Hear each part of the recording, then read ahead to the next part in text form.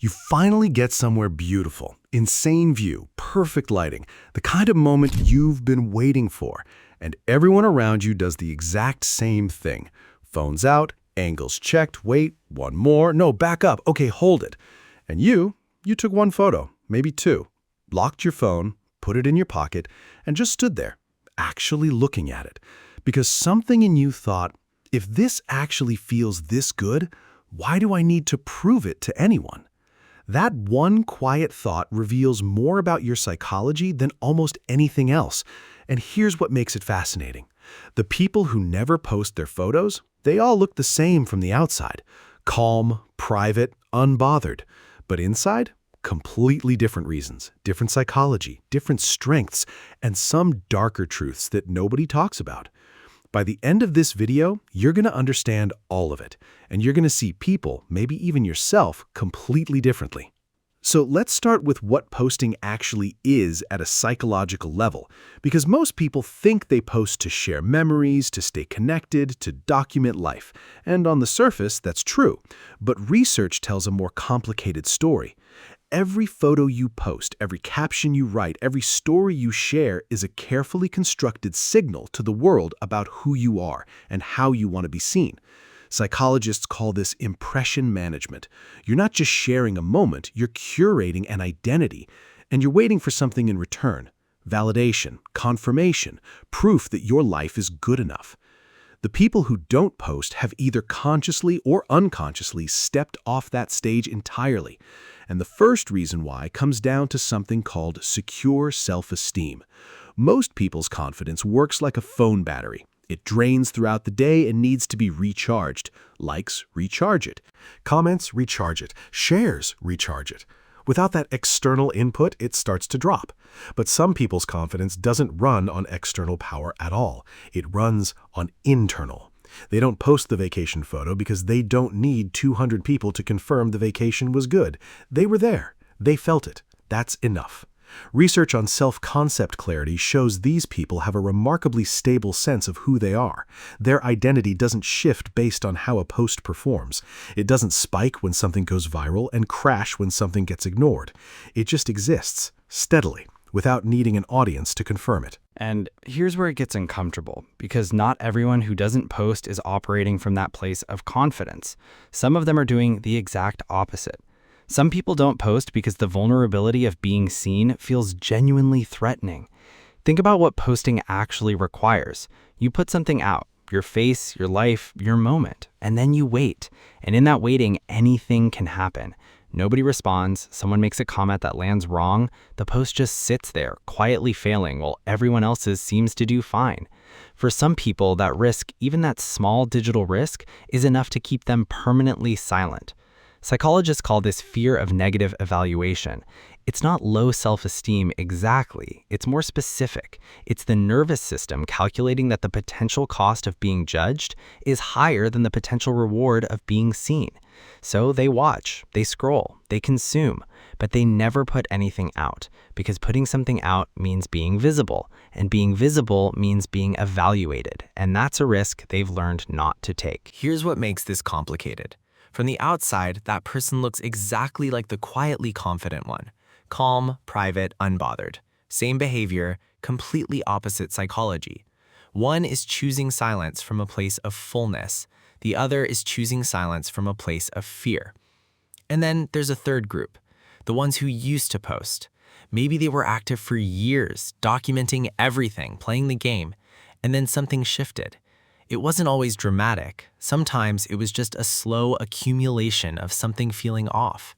Spending 20 minutes crafting a caption for a moment that took 2 seconds to actually feel, checking the post obsessively for the first hour, feeling genuinely bad when something didn't perform and genuinely good when it did, and then feeling uncomfortable about how much it mattered. There's a study from the Journal of Consumer Research that found something that should stop you cold. Just anticipating sharing an experience, not even posting it, just thinking about sharing it, makes you enjoy the experience measurably less. Your brain cannot fully live a moment and produce it for an audience at the same time. Those two things compete, and the memory you form when you're in production mode is shallower, less emotionally connected, less yours. These people felt that cost. Maybe not in those scientific terms, but they felt it, and they stopped paying it. And what happened next, almost universally, they described the same thing. A few weeks after stepping away, something quieted down. Not fear of missing out, the opposite. Like background noise they'd stopped noticing was suddenly gone. And most of them, when asked what they miss about it, have to think for a long time.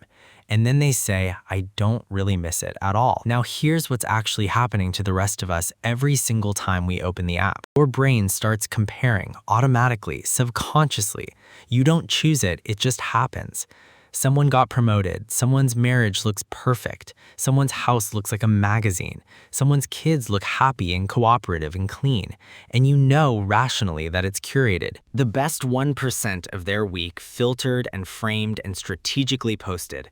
But your brain doesn't care because you're not comparing their highlight reel to their highlight reel. You're comparing it to your behind the scenes, your Tuesday afternoon, your arguments and your laundry and your ordinary moments that nobody photographs, and you always lose that comparison every single time. Because it was never designed to be fair. The University of Pennsylvania found that limiting social media to just 30 minutes a day significantly reduced depression and loneliness. People who avoided it altogether showed even lower anxiety and higher life satisfaction, not because they were missing out less, because they stopped playing a game the algorithm was always going to win. And this is the part that should make you genuinely uncomfortable. Social media was not built to connect you. That's the marketing. The engineering is different. These platforms were designed deliberately by teams of behavioral psychologists to be as hard to put down as possible.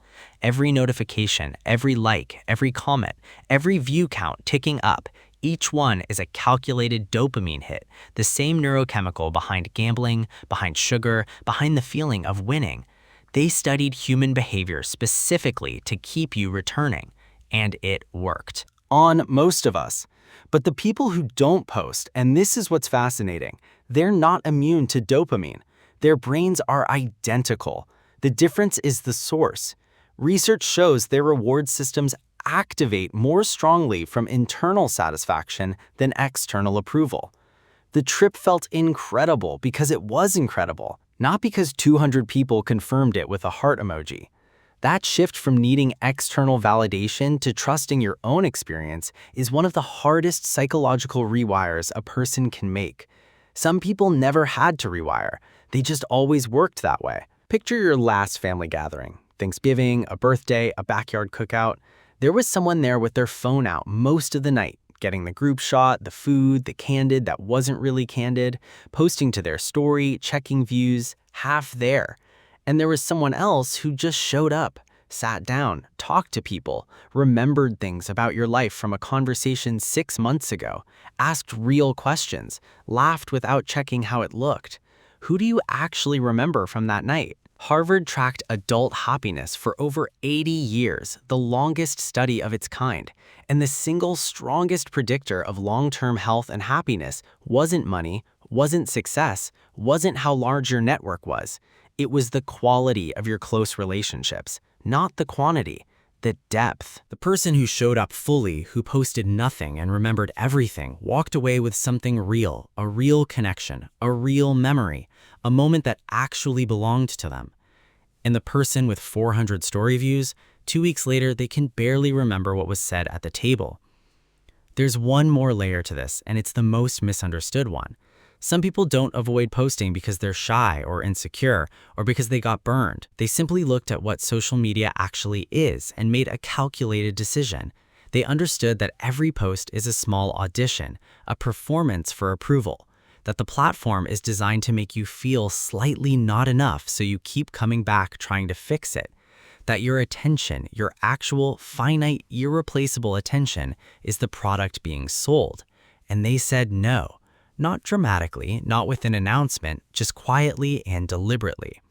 Psychologists call this an internal locus of control. The belief that your life is directed by your own choices, not by external systems, not by algorithms, not by the approval of strangers. And what they protect adds up to something most people never calculate. The average person spends over 2.5 hours a day on social media. That's over 900 hours a year.